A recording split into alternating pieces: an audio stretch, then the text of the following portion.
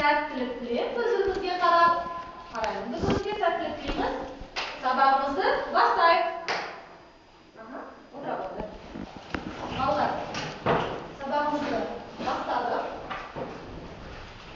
Енді топқа бөліне қойды. Тұрамыз. Топқа бөлінеміз балалар. Қия қойды.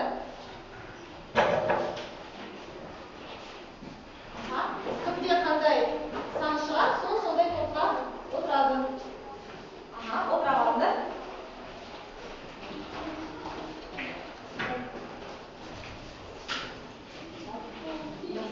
Жұмысына дайындалып отырды балалар.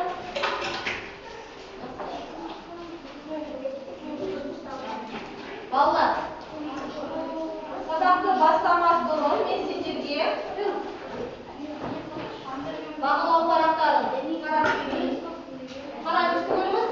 Бағалау парақтарын білеміз ғой, әр тапсырманың соңында тұсында дискрипторлар бар, сол бойынша бағаларды қойып отырасыз.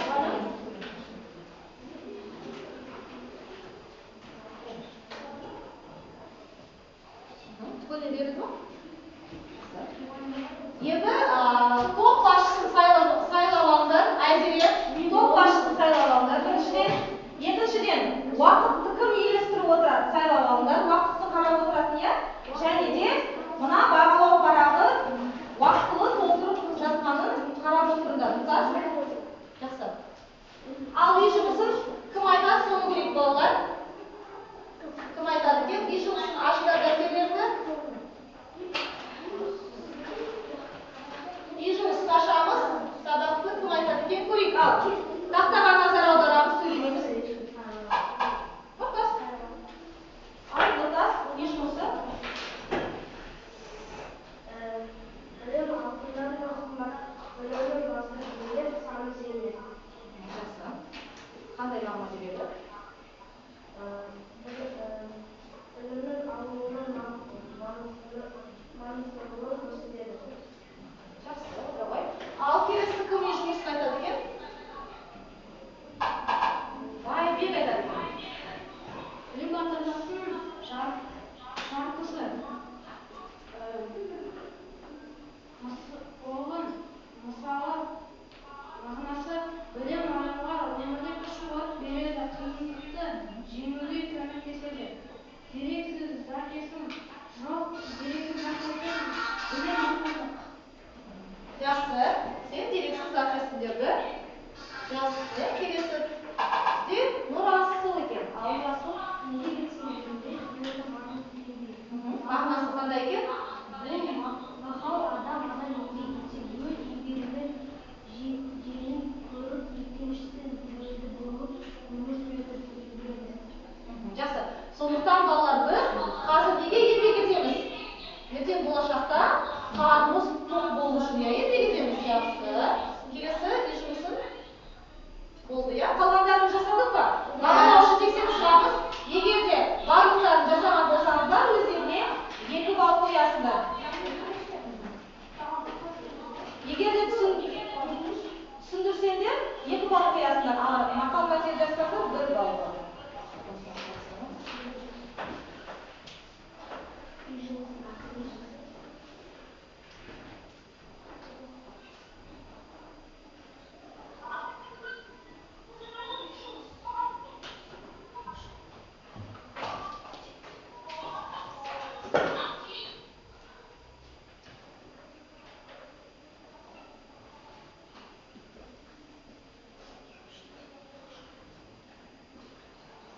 Жақсы, бүгінгі тақырыпты ашайық.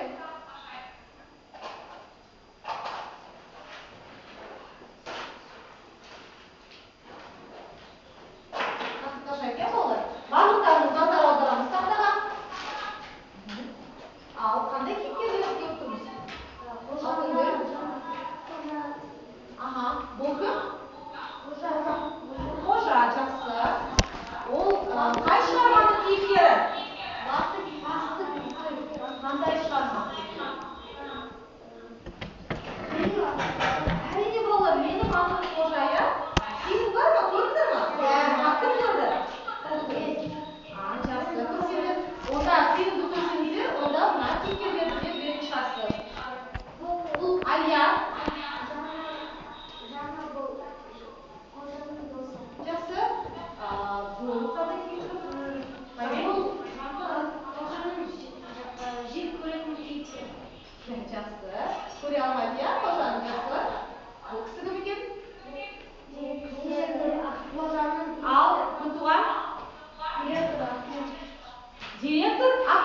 Жақсы. Келесі кім? Аха. Нұрасыл? Аха, қандай пәннің мұғалімі екен? Қазақ тілі екен.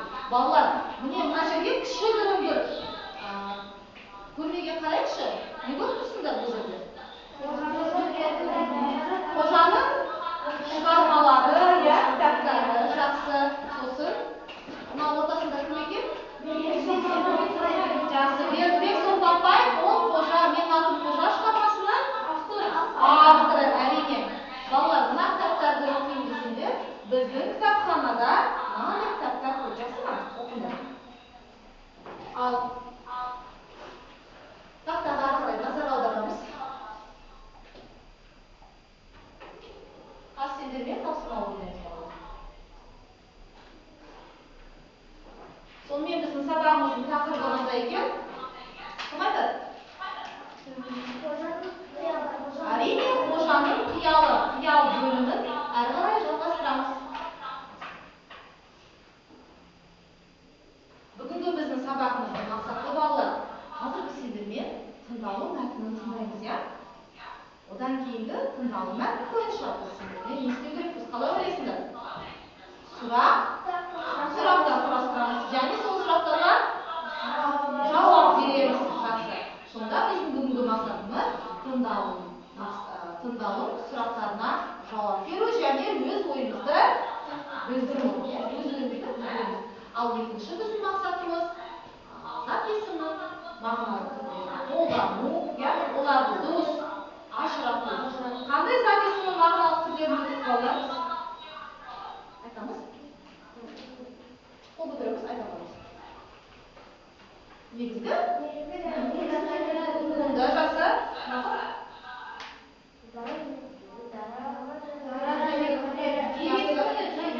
Деректі және дерексіз зат есімдер сосын? Жалпы және жалпы есім. Балалар, енді қазір тыңдалу мәтіннің барлықтарының мұқият тыңдаймыз. Жақсы ма?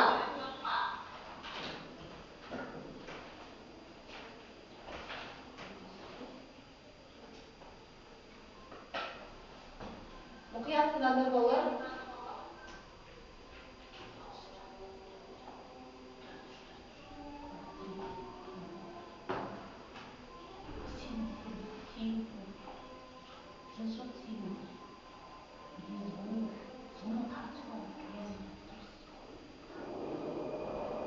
Мұқият тыңдаймыз балалар, және қараймыз. Мен армиядан батыр атанып, орден тағып келе жаттым. Көпір аузында шоқ-шоқ ұңғымаларын саған өмір жолымды тосыпты. Солардың ішінен көзіме оттай басылып, жанар ұшыра кетті. Аңсап көріскен қозымен баяндай бір-бірімізге құшақ жайып құлағыш. Жаным, қожа, мектеп директоры Ахметов бастаған бір топ үлім қасым еді. Жарайсың, қожа жігіт ағылыш. Біз сенің мұндай ержүректігіңді білмей, баяғыда бекер рұқсат етеміз. Назар аударамыз. Қандай кейіпкерлерді көріп жатыр? Кім қандай іс-әрекет жасап жатыр? Әсіресе әлгім айтқаны бар, абайдың айтқаны бар, маған батыл бере алмайды. Бір шетте тамақ ыңғайсыздана тұрайын. Сіз неге оқшауланып тұрсыз? Мені тамақ келіңіз деймін. Ол қалтырай басып, жағымдай түсінді. Кешір, қожа баяғыда бір сәттерді ұмытпаған боларсың. Иә. Директор не істеп жатыр бұл жерде? Кешір, қожаны не істеп жатыр? Жақсы балалар. Енді балалар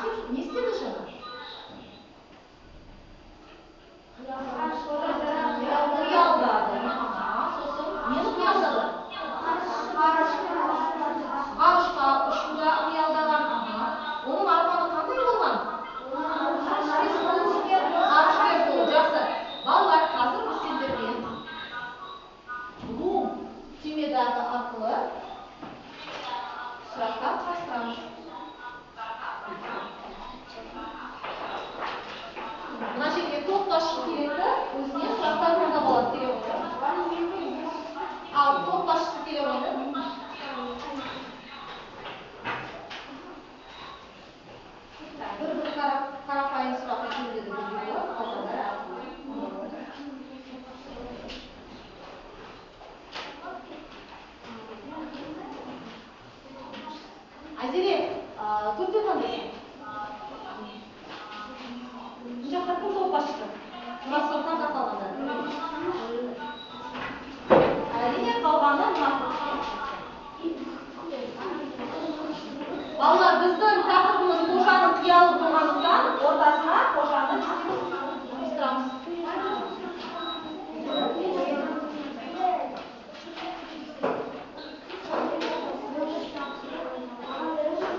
Так, балалар, енді маған мұқият назар аударыңдаршы, қараңдаршы маған, балалар, бір мезгіл, әйе. Балалар, қазір 4 сұрақтан құрастырамыз. Оқып жатырмыз ғой, иә? Әр түймедақтың әр жапырағына сұрақ құрастырасыңдар. Ол сұрақтың өзінің бір критерийлері болады, иә? Оны зерттейсіңдер. Бағалау, тәжірибелі, интерпретация, иә? Қарапайым сұрақтар бар. Жақсы, бастаймыз. Ал уақыт кетті, балалар.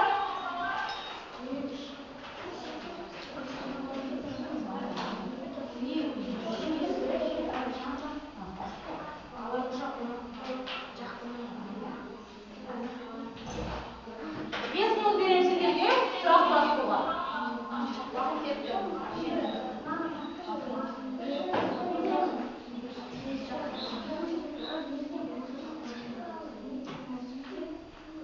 Балалар, бөліп жұмыс жасаңыз, иә? Ешкім отырмау керек.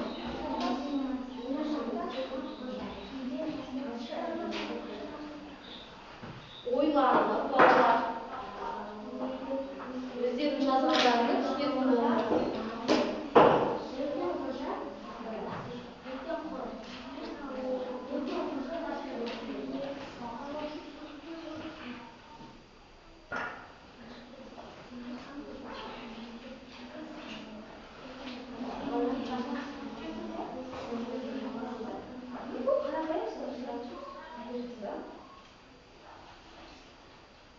Жауабын өзін тексеретін жақсы ма?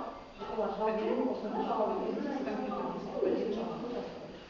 Балалар, кім сұрақ құрастырады? Жауабын өздерін тексересіңдер, иә? Екінші топтың жауабы.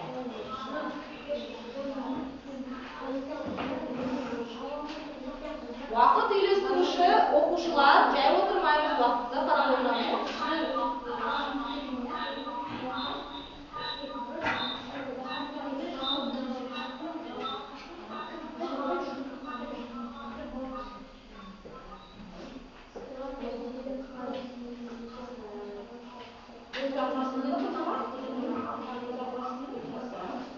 Жауабын өзін тексересіңдер.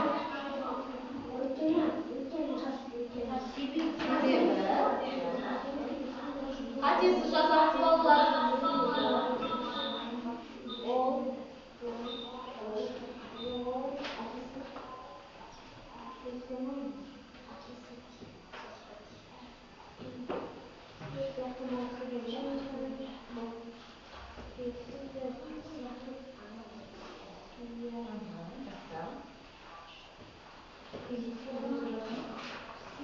Бағалаушы.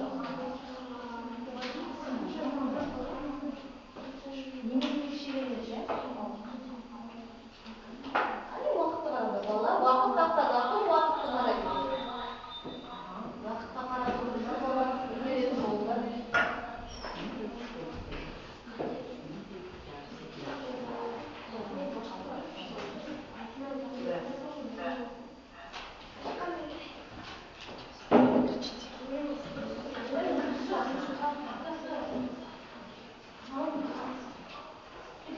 Уақыт әлі бар. Балалар ойланамыз, иә? Ойландыратын сұрақтар болсын.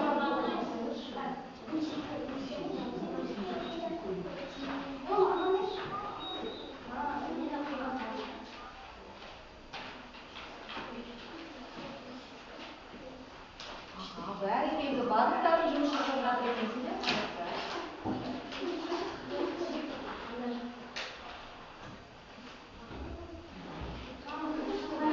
Әрине, біздің үй-чатымыздың тақырыбын жазамыз, иә?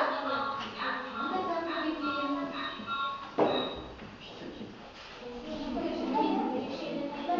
Балалар, түймедақ деген ол гүл, иә? Гүл бейнесінде болу.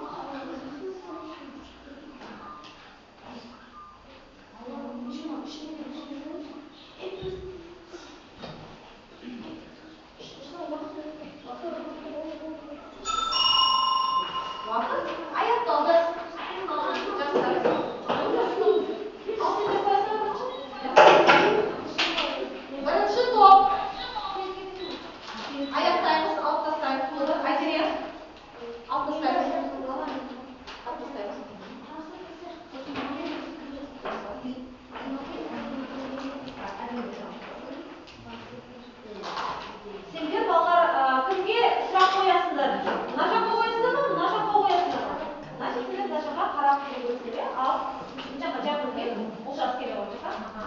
Кім сұрақ қояды? Балалар, топ басшысы не істейді екен? Кім жауап беретінін анықтайды. Кім бізде топ басшысы? Топ басшы кім? Айта берсеңіз ғой, сен анықтайсың. Ал, оқи ғой сұрағын. Қожа нені қиялдады? Ал, кім жауап береді? Өзің айта ғой. Аңсар. Ал, Аңсар жауап қой. Қожа нені қиялдады?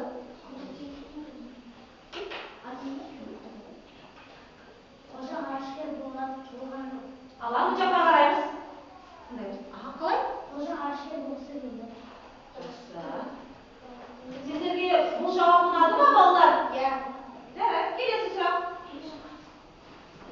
Егер сен қожаның орнында болсаң, байқанған мұғалімді кешірер едің бе? Кешірер ме едің бе? Ал, Айзере кім жауап береді екен? Ал, Егер мен қожаның орнында болсам, байқалмағаннан кешірер едім. неге кешірер едің? Өз ойыңды білдірші. Себебі ол мұғалім Біріншіден ол мұғалім. Екіншіден ше? барлық Тыңдаймыз. білім береді. Білім береді, я сол үшін де кешіруге болады. Ал тағы не үшін кешіресің?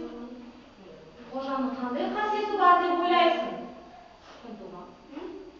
Қожаның қандай қасиеті бар деп ойлайсың? Мейірімділік қасиеті бар екен. Балалар, ұнады ма осы жауап сендерге? Жақсы. Онда келесі сұрақты оқи қойды. Қожаның көре алмайтын осы жантас болмаса не болар еді? Аха, бұл қандай сұрақ екен? Түймедақтың қандай сұрағы екен? Қалай аталады сұрақ? Шығармашылық. Аха, шығармашылық сұрақ. Ал. Естіңдер ме сұрақты? Кім жауап береді, Айзере? Тағы оқыш. Қожаның көре алмайтын жантас деген дос болмаса не болар еді? Жантас болмаса не болар еді? Қожада сондай жантас деген көре алмайтын сыныптас болмаса, қалай ойлайсың? Не болар еді? Иә. Айта ғой, өз ойыңды айта ғой.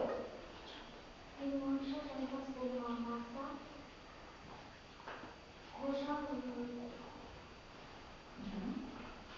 Қожаны ешкім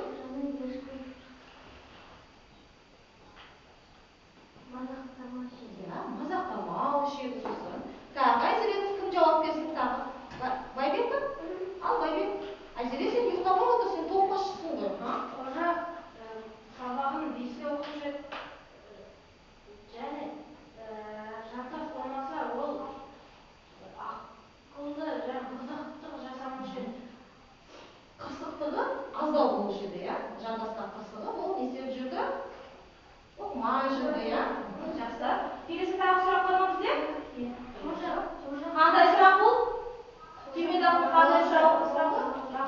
Бағалаушы сұрағы екен. Қожа қандай бала? Мейірімді бала ма, сыпайы бала ма?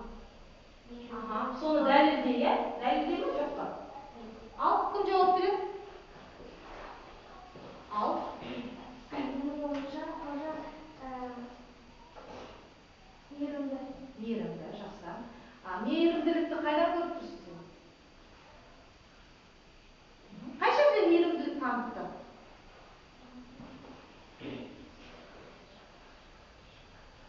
Себебі ол айқанды кешірді. Майқанованы кешірді, иә, ол кешірді. Қасиеті бар. Ал, Аңсар, сен жауап берші. Қалай ойлайсың? Қожаның жаңағы осындай қасиеті сен үшін ол жақсы ма, жаман ма? Менің ойымша қожа өте мейірімді, өйткені ол өзін мұғалім кешірді, өйткені бізге мұғалімдер білім береді.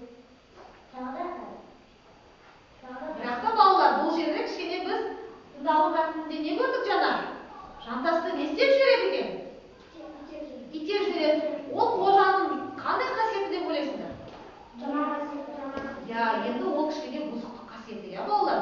Бұзық болу керек па, жоқ па балалар? Балалар естерінде болсын, иә? Біздің аптаның дәйек сөзі қандай? Тәрбие, тәртіп, тәрбие, бастауы. Сондықтан да мектепте қожаның жаман қасиеттерін алмай, тек ана қандай қасиеттерін алайық? Жақсы қасиеттерін, иә, қиялдау қасиеттерін алайық. Жақсы балалар, енді сендерге осы топтың жауап бергені қалай сендерге? Қанағатсыңдар ма? Иә. Дұрыс болды ма? Иә. Бағалау берді? Барлық түймедақтың сұрақтарға жауап бере алды ма? Иә, барлығына жауап берді. Жақсы, отыра қойыңдар. Ал енді сендер дайындалыңдар, қазір сендер жауап бересіңдер. Келе қойыңдар. Егер де сендер жауап берсеңдер, өздеріне балдар қойып шығыңдар, иә? Онда қойып балдар қоша қойыңдар. Сосын жасасыңдар. Ал егер де жұмыс жасамасаңдар, онда төрт балл қоймайсыздар. Бұл жаққа қарай тұрамыз. Ал мен кім бізде толмашы мына топта? Нұрасыл, сен айтып отырасың, иә? Кім жауап береді? Ал кет. Байбек, бұл жаққа жауап беріп тұршы. Ал қоса. Неге жандос қожа Тыныш. кешірім сұрады? Бұл қандай түймедақтың сұрағы? Қарапайым. Қалай ойлайсың, Нұрасыл? Кім жауап береді қарапайым сұрағына сенің ойыңша? Ал оған жауап бере ғой.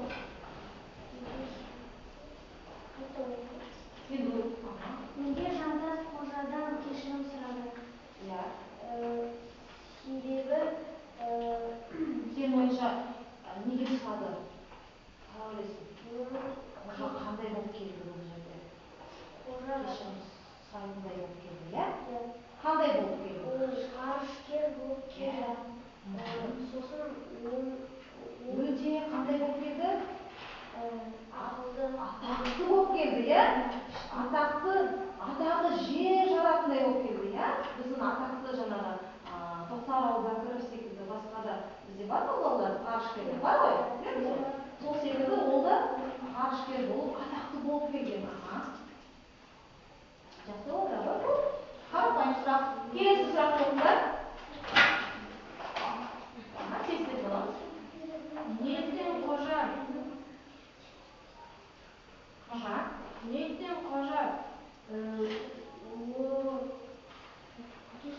Жазды, сол оқысын балалар.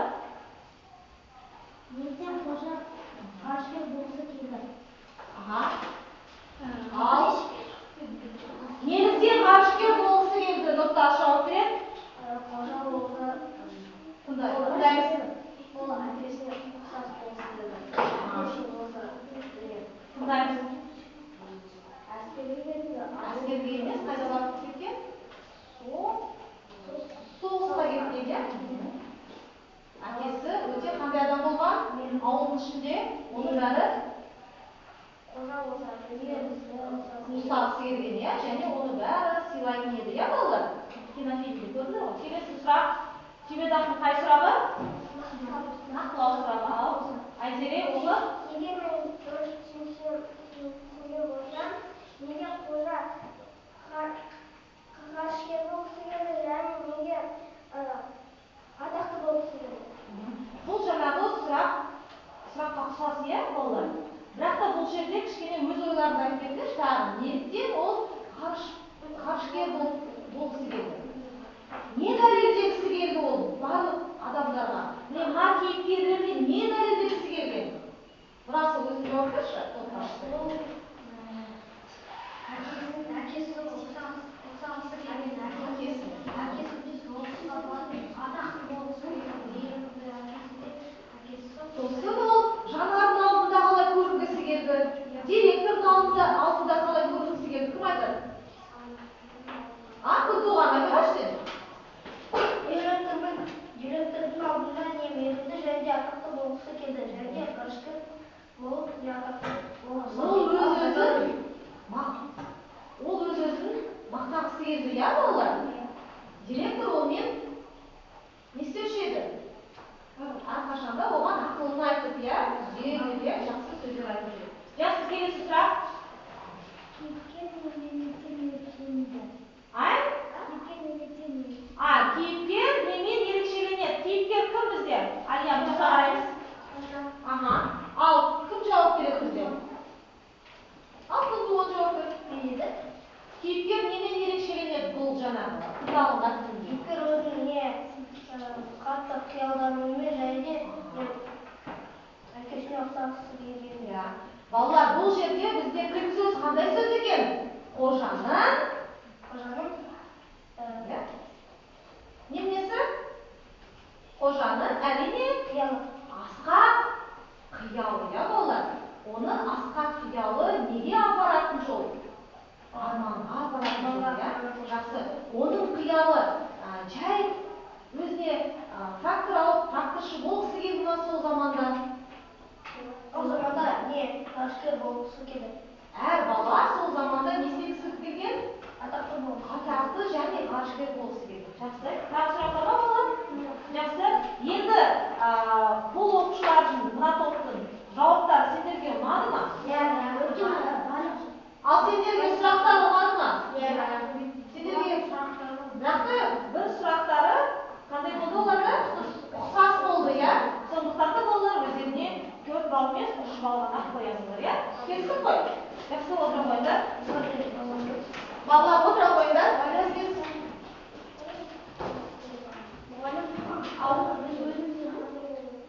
Сендер 4 балл қоясыңдар, егер де дұрыс жауап берсеңдер.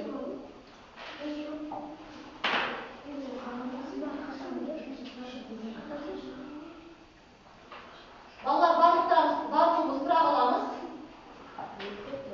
Кішкене бойымызды серіктіп алайық, тұрамыз.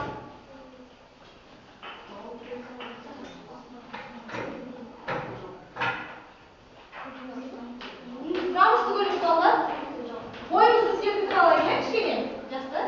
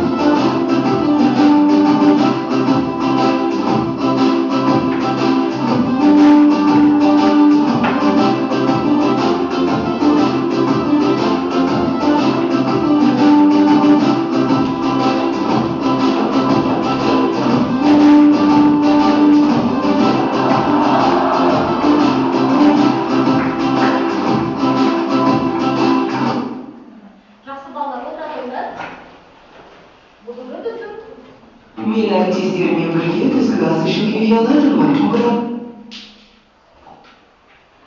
Балалар, қожа да сендер секілді оқушы болған, ол да 5-ші сынып оқушысы болған.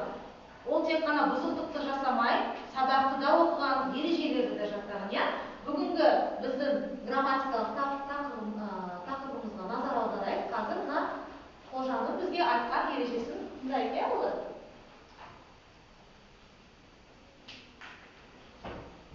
Көптік жалғаулардың бір түрі олар лар, лер, дар, де, тар, те сөзге үндестік заңы бойынша жалғанады. Заттың көптігін білдіреді. Жақсы балалар. Ал зат есімнің қандай мағыналық түрлерін ажыратамыз қалай ойлайсыздар? Балалар, зат есімнің қандай мағыналық түрін ажыратамыз қазір?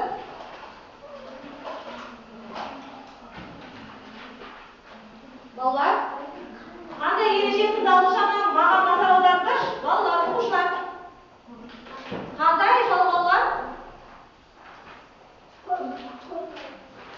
Иә, көптік жалғаулар сіздер бастауыштан өтіп келесіздер. Қазір карточканың ішінде балалар, сендер сигналдық картамен жұмыс жасайсыңдар. Қараңыз түгеліміз. Дұрыс және бұрыс жағын анықтайсыңдар. Егер де дұрыс болса, галочканы қоясыңдар, бұрыс болса, бұрысқа қоясыңдар.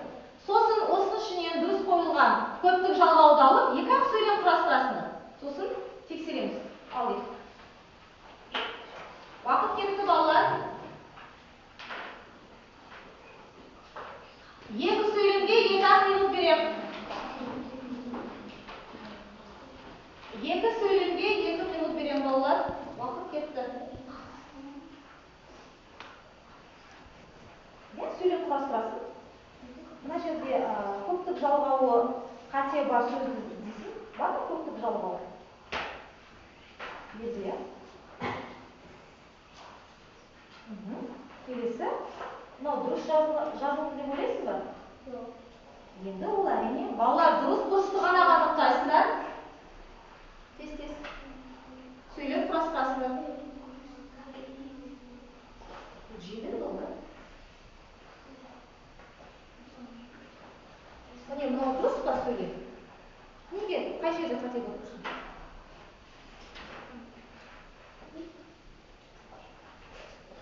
Балалар, бұл жылдамдыққа, жылдам ойлануға.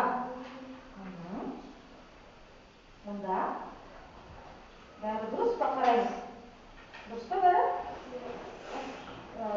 Бетілер. Сендердің қалай жылдам оқитындарыңды қарсы көреміз. Сөйлем қарастырамыз.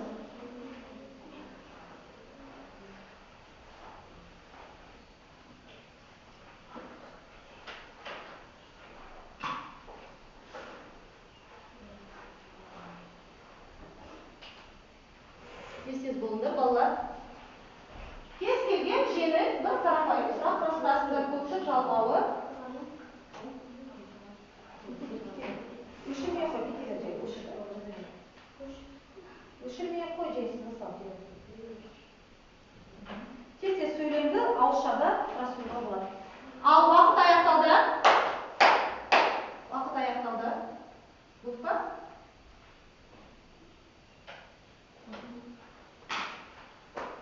Ал сөйлемді қазір балалар ауызша айтасыздар, иә? Ауызша айтуға болады, себебі бұл жеңіл. Барлықтарымыз маған назар аударамыз. Бұл сигналдық карта болғандықтан қазір бізге қызық, иә? Қараңдаршы.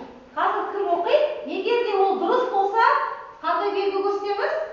Дұрыс белгісін көрсетеміз.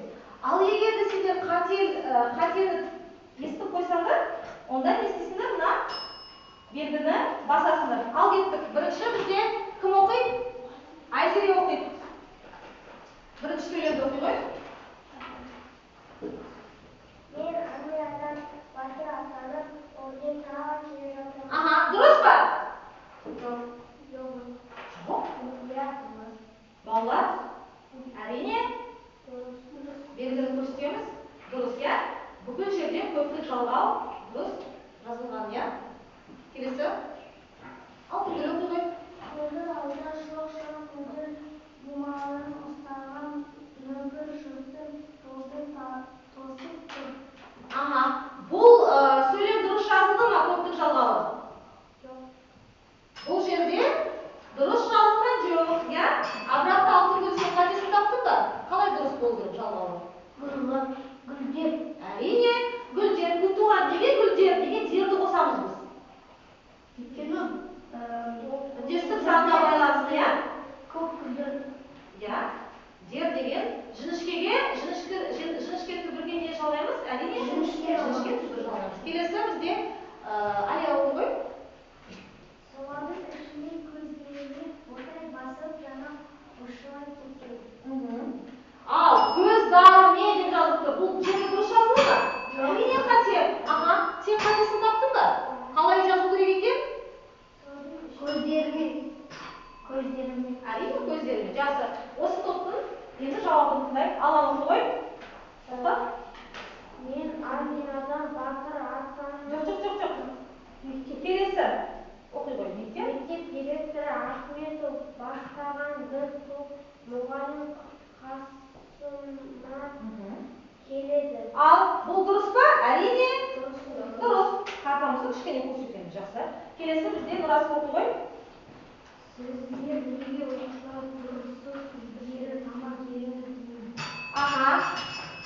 Я сіздер дегеніміз әрине қате жазылған. Аха. Қалай жазу керек екен? Неге біз жіңішке жалғап тұрмыз? Себебі үндестік заңына байланысты. Жақсы. Балалар, енді бір сөйлем құрастырыңызшы топпен. Кез келген көптік жалғаумен. Аха. Балалар деген сөйлем құрастырыңызшы. Балалар деген. Біз балалармен далада ойнадық. Жақсы. Біз балалармен далада ойнадық. Келесі сендер басқа сөзді алыңдар. Аха. Мектептер, иә, мысалы. Келесі қандай сөйлем құрастырасыңдар? Тыңдаймыз. Мен достарыммен мектепке бардым. Сенде мектепке дегенде ана көптік жалғау жоқ. Қандай сөзде көптік жалғау болды? Достар деген, я? Жақсы. Балалар, сендердің кішкене әлі жұмыс жасау керек, я? Уақыт тапшы болғандықтан кей кезде сендерде қате болды. Өздеріне егер де дұрыс жасаңыздар, жаңағы бағалау парақтарына 2 балл қоясыңдар. Егер де қате болса, онда 1 балл қоясыңдар. Мүлдем түгелі қате болса, 0 деп қоясыңдар. Ал тез қойып шығыңдар.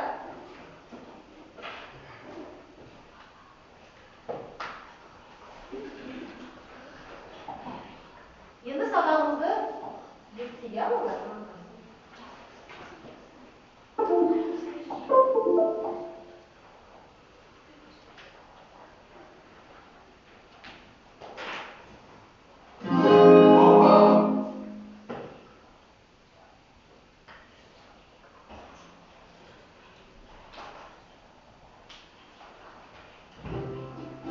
Балалар, зат есімнің мағыналық түрлерін біз ажыратып қолдана білу керекпіз, я? Қазір бір-бірлеп мына тест сұрақтарына жауап бересіңдер. Егер де жауап беретін болсаңдар, дұрыс өздеріне 1 балл қойып шығасыңдар. Ал кеттік, Айзере бастамай.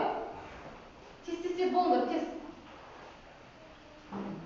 Қой, қате ма, дұрыс па? Қандай зат есім? Қате, келесі. Тез болыңдар, балалар. Оқып отырыңдар, балалар. Жақсы, келесі. Балалар, міне, келіп отырасыздар. Аса, бұл. Алматы сөзі қандай зат есім? Аса, қандай? Алматы. Келесі балалар, тез жүгіп келе қоямыз. Әлия. Оқушылар сөзі қандай жалғаумен тұр? Оқушылар, әрине. Ойлан. Я, қандай? Оқушылар деген? Баса қой, дұрыс па? Келесі. Алтыншы жүгіп. Білім сөзі қандай зат есім? Білім. Баса. Дұрыс па? Өте дұрыс, жақсы. Келесі. Алан бол. Мұғалімдік сөзі қай түрге жатады? Әрине?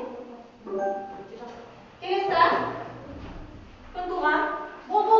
Уақыт жоқ болды. Қазақстан сөзі әрине жауап есім. Я. Келесі асыл.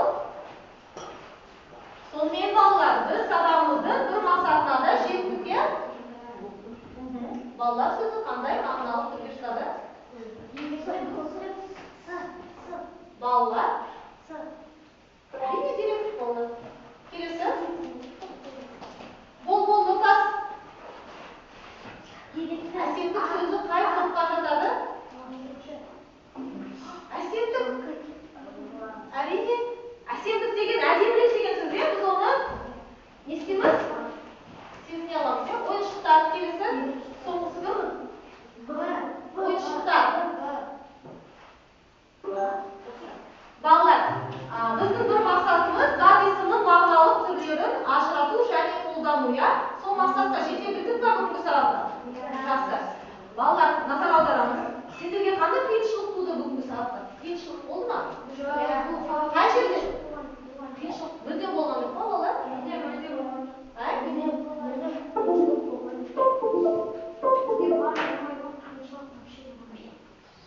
Жақсы. Балалар, бүгінгі сабағымыздың бір мақсаты тыңдалым, сұрақтарын біз құрастыра білдік па бүгінгі сабақта? Иә. Сұрақтарға жауап бердік па? Қожаның қиялы мәтінін зерттедік па бүгінгі сабақта? Иә. Бірақ та бізге әлі де жұмыс жасау керек па? Жұмыс жасау керек. Қай жерде жұмыс жасау керек? Зат есімнің мағыналық түрлерін әлі біз ажырату үшін көптеген жұмыс жасау керек. Жақсы. Бүгінгі сабақтың сендер рефлексиясын қазір мына жерде барлығы түсінікті. Егер де түсінікті болса, егер де сұрақтарың болса, сұрақтарың бар, я? Егер де мүлдем сабақ қызықсыз, түсініксіз болса, түсініксіз деген жерге қоя қойды. Көрейік, кім қандай? Баса қойды секілді болды.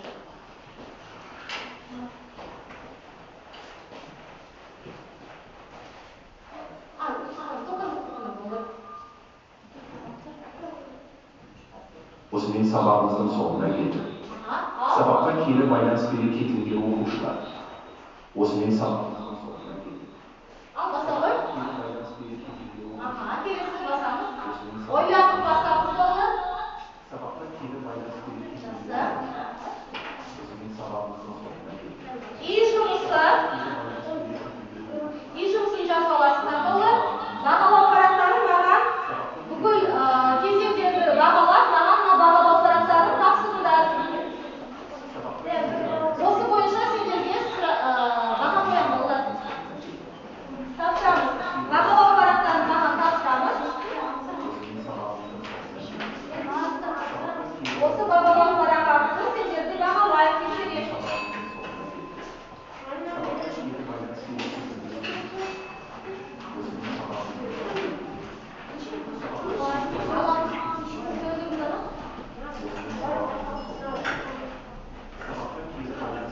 Мыналарды сендерге үйге беремін қазір. Үйде осыны ойланып жасап келесіңдер. Мына парақтарды алып.